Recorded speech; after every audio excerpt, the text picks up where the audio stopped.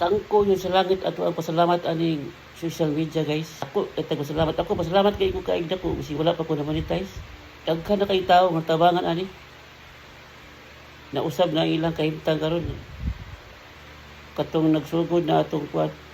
Nagsugod atong paghuman sa COVID. Kato sila dagko na kay itong mga sweldo ron.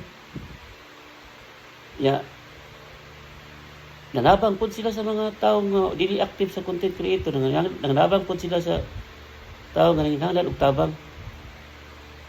Ay nangatag balay.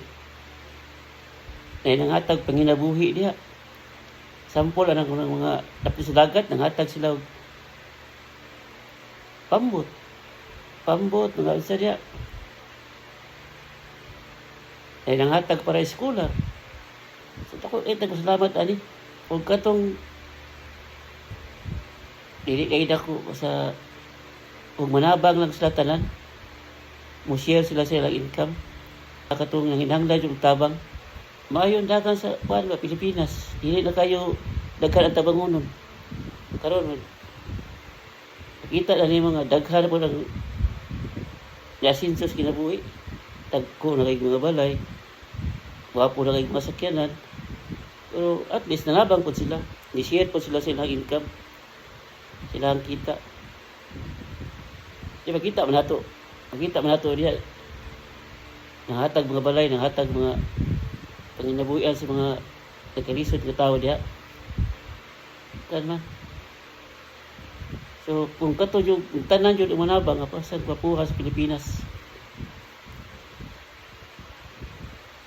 Og labi manulod tanan sa content creator ang mga tao. Isa kay resulta sa Pilipinas. O di ba guys? Kasi ako wapo ko na monetize. Salamat ako kay daghan nga tabangan sa bita ba.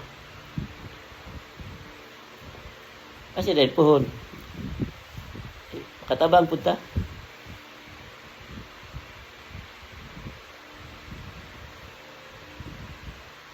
So, kato guys, kato sigka mo, wala pa mo nag content creator na ino pagkuna-una, sulot mo diretso. Lingaw-lingaw lang. Ya, bangay din mag-advise sa mga karaan content creator para dili mo mabalik-balik. Dili mo badali na mo monetize. Di pa sa kuha, nagbalik-balik na ko ba? Dahil violation penalty. Alam. Ang to guys.